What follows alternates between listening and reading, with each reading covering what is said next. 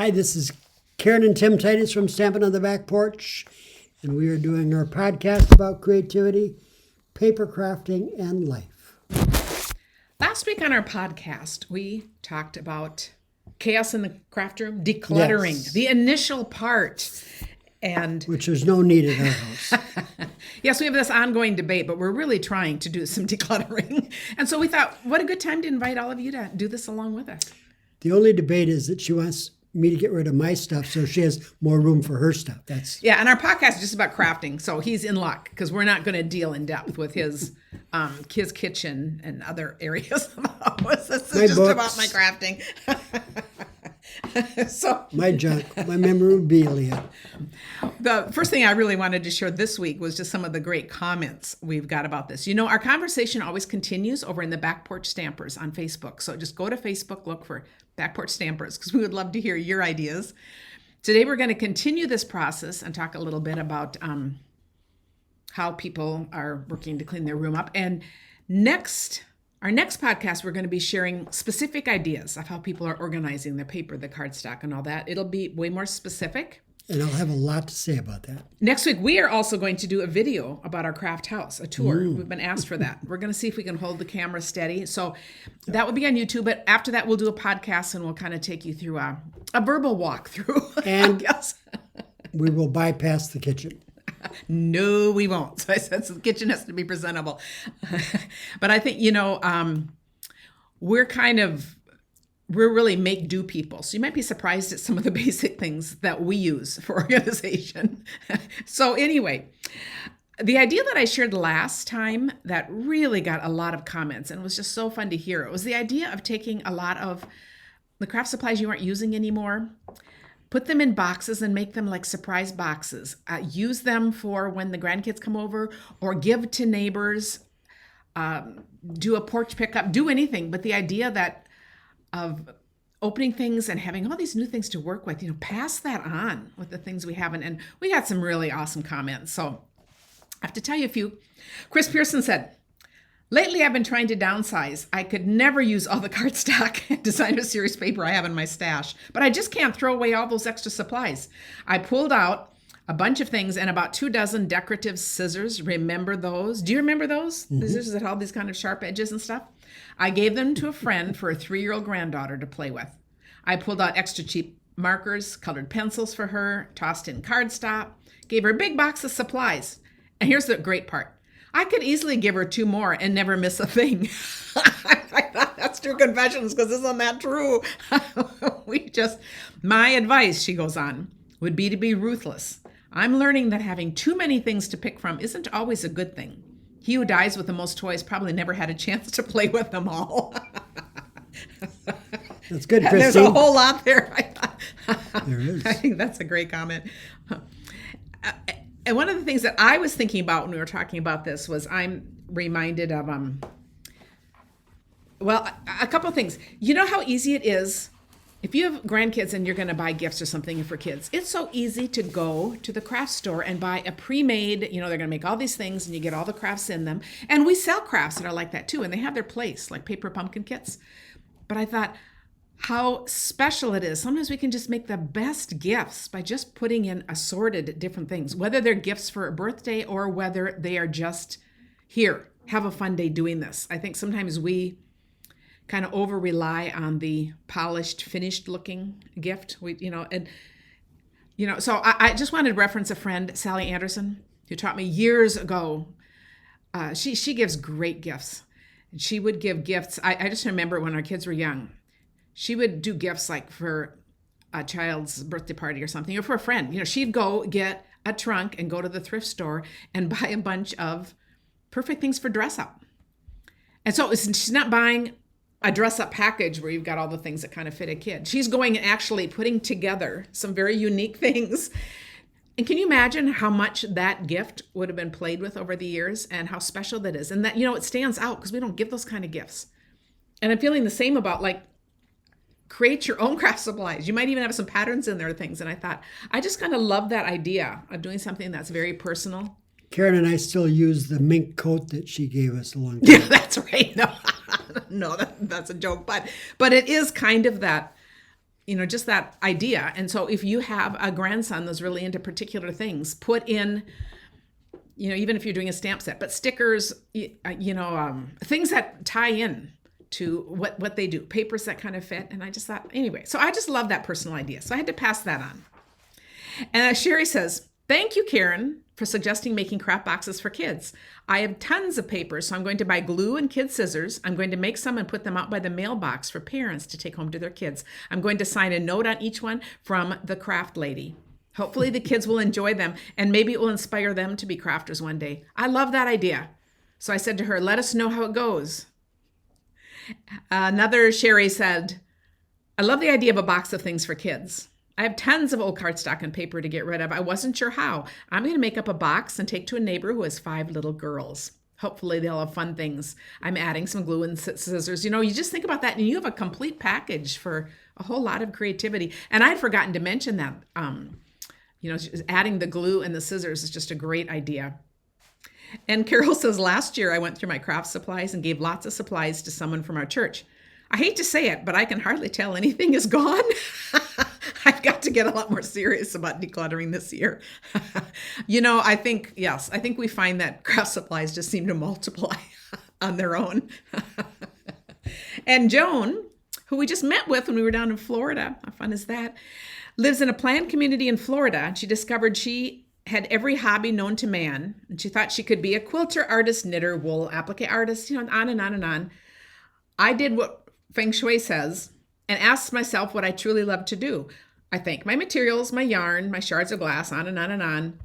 And I advertised in the community website, some for sale, some for porch pickup. Gave to friends, grandkids, met many great people. Okay, that's the comment I wanted to think about, this whole idea of giving things away and who you meet along the way. And, you're meeting people who are going to have some interest in crafting too. You have something in common already, whether they're going to use it for their kids to craft, but it's just a fun thing. And I felt a weight lift, time to do it again. I love that, narrowing it down and passing it on, creating friendships while you go. We drove through our community. It's a wonderful, So wonderful place. It's very fun. And Cheryl said, perfect timing. I'm cluttered to the gills. I had to laugh at that one because I thought that's really a good description. And for a note of humor, this was in the group. Christina says, what is the smallest size scrap worth saving? And Gail answered, the smallest one you're willing to work with. And I will tell you, over time, the smallest size scraps I'm willing to work with have greatly increased in size.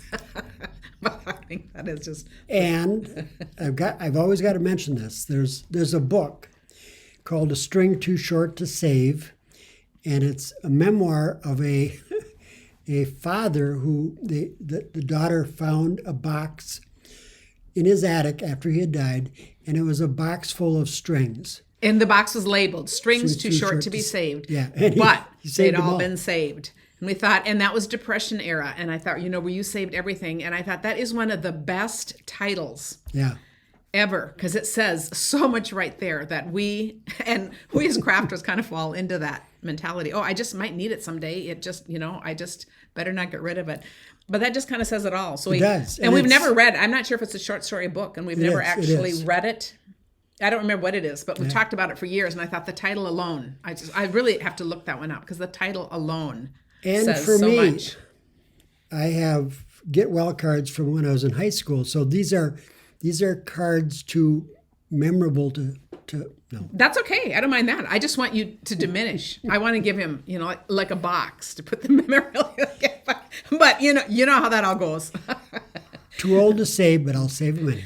So here's a couple of decluttering stories. Yes. And you know what? We do want to hear your stories too. I said, it is so fun. I think this all just helps us realize we just aren't alone. We're all in this mess trying to create what we can do with this, and we can cheer each other on. But Sandy says, I actually KonMari'd my house. You what? Oh, KonMari. Yeah. I downsized. I got rid of a lot of items that I no longer used. Now, when I run out of space, I use the KonMari, I don't even know if that's how you say it, method to decide what I will keep. I've begun using up a lot of supplies by making cards for care centers during COVID. And every once in a while, I declare a no-spend period to try and use things up. But I think that's interesting, because if she brings in too much, then she uses that to figure out what she can let go of. The idea of, I've heard people say if you bring 3 things into your home, take 3 things out. Or, if you buy 2 new pieces of clothing, take 2 out, because then you're kind of staying still. So it's just kind of an idea to keep things from multiplying. So I just thought that was interesting. And this was just a fun story from Betty. She goes, Social Security keeps my spending down, and as I look at my craft room, I see everything I need to satisfy my craft site. 27 years of developing it. I only added paper this year. Nothing I have is out of date, as it's all brand new when I, quote, discover it again. Some projects have lost their way in my closet, so we took the doors off, and now lighting shows all their glory again. Now, there's a great tip right there if you like to have your things, if you are in a room and you can take the doors down and you would rather see your shelves with things on. That's pretty funny. You making 10 or 15 cards with some of your extras, this was from a video we had done one day, makes me the happiest with a new focus for several days. You two, and this is just personal that she wrote us, and I thought it's so sweet. It's important. You two working as a team is most enjoyable, and sometimes it's just the background noise that I need. I love that too. It's kind of what podcasts are. We do put these on YouTube, and sometimes we'll get a comment, but where's the video go with this? And these are podcasts. This is just like to listen to while you craft or clean or organize. And we put them on there because a lot of our followers are on YouTube. But I thought that was just a great comment. It just says, several of my friends make cards now for nursing home residents, and even their children are practicing crafts doing this. I love that. And then she said, yes, I must end it here, but be assured, I've got my eyes on you. I had to read that comment to Tim right away. That was so funny. It is. Those are really beautiful comments. Mm-hmm. I love them. Yeah, and there's a lot of food for thought just in all these comments too. I think Vay says, my craft room is an organized mess most of the time. I work in different areas in 20 to 30 increments, working my way around the house. And I thought, okay, Tim, you're smiling. Does that sound like anything you could do? I'm not sure what that means. 20 to 30 increments. What does that mean? That would mean like if you're going to clean the kitchen, yeah, you could set a timer. Some people do this with a timer. They do a 5-minute cleanup. Okay. Or you're just going to know for 20 minutes today, I'm going to work on organizing this. Okay. And then when it's done, you move on to something else. So, like some people like to take a whole day and organize a room. And this is kind of and I think this is perfect for maintaining, when you're done, to just realize, well, a couple times a week, I'm going to spend my 20 minutes. You know what I thought it meant? What do you think? That I had to get rid of 20 to 30 items. Oh, I like your interpretation. Okay. No, that's too many. I'll leave that. Okay. She goes, do I have paper? Oh my, I could start a store. How many of us could start a store? I think pre-COVID, I think people did start stores. I know. No, they're not. No, maybe we could all open our own little stores with this. But, when our kids realize, because somebody else said that too, that she does her craft room, she'll set the alarm for 5 minutes. And I thought that's really interesting. And just do a 5-minute pickup. I remember doing that with kids. 5 minutes, you set the alarm and then, something fun and you put your things away. But I've never thought about doing it as an adult. And that's an interesting idea. I'd love to know if anyone else here has ever tried that, because it's kind of a fun. I like the idea. I'm going to start cleaning for 5 minutes and then quit. And then Tim and I are going to have this conversation about what speed do you work at in those 5 minutes? I'll work fast for 5 minutes. But, I think that's part of it, kind of have a short burst and do all that. And Jean saying, oh my goodness, this is hanging over my head like a storm cloud. We have company coming in 2 weeks. And one of the guest bedrooms is overtaken by craft supplies. I'm dreading organizing the mess, yet I'm weirdly also looking forward to it. I'm dreading that too.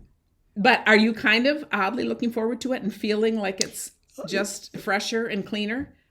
Let me finish. And less stuff? Well, maybe. But we have a guest bedroom, and somebody might come and stay there for a week. And I got a lot of cleaning to do before. You do, because all of his books are in there. It's yeah. Our bed is filled. And I'm saying bring on the guest, because, sometimes it is incentive that just makes you do something. We actually like to just have short conversations and kind of check in each week. So I think we'll let go right there. And I think we'll continue next time. We're going to talk about, I think some of us are just naturally organized and some of us, oh man, it's a struggle. So let's look at ideas for making it less of a struggle. Where do you fall on that? I'm very organized. Oh, we both are strugglers. Yeah, let we me are. tell you. And I'm just going to comment that we got a lot more comments about people that are strugglers than people who are neat. And we'd love to hear more from both of you because we would like tips about that. This is spring cleaning, and we can just go on. It is a topic we'll keep revisiting again over time, but we just do love to hear your stories. We should do a podcast on April 1st, on April Fool's Day, and just fill it full of things that aren't true. Oh, that could be fun. That'd be fun. Tim, I was just thinking, I have seen that people have done YouTube videos on watch me while I clean my kitchen or something. Maybe that's the ticket. We just put it on and we can all watch you clean, and then maybe we're going to watch me do. And they run like 2 or 3 hours. And I thought, that's really interesting. And Tim got 1 million views on YouTube. Yes. But anyway, our struggle is real. But we are thrilled to welcome you to join along. So I guess the first thing, we're still focused, since today was about cluttering, going through and seeing what you can get rid of. This box idea is great. And otherwise, just set things aside. And then we can move on to how we're going to, some tips and tricks for organizing. So we'll hit that next. Did you just say that? What did I just say? Our struggle is real. Yes. That's very. I would say dramatic. it's true, but That's dramatic. it's true. And my mother was very, very organized. I say that, but still we is. tell she still is. She's in a nursing home. She'll be So 97 this year. she needs every single thing in its place, and when she can't reach things, that's our list. When we come in and do this, we have a whole list, and it's all just perfect. And I just tease her. I don't know. It certainly skipped a generation because it just, I just can't relate to that at all. She sent me to the dollar store to buy her a certain shampoo and hairnet. And she'll tell him what aisle it's on. No, it's a wall. Oh, it's on not the in wall it's when on you the walk wall. in. This was from years ago. I mean, she hasn't been to a dollar store years ago. But, And they were in an aisle. They weren't on a wall. but anyway, I just think it's interesting. My mother was also not really a crafter. And I think those of us that are crafters, it's a whole lot harder. So I admire those of you who are really, really neat and also crafters, because I don't know, in my mind, they just kind of don't go together. It skipped a generation. So thanks for laughing with us, being with us, and we would just love to hear your comments. Yes, and we'll continue to comment on it. See you next week. Bye.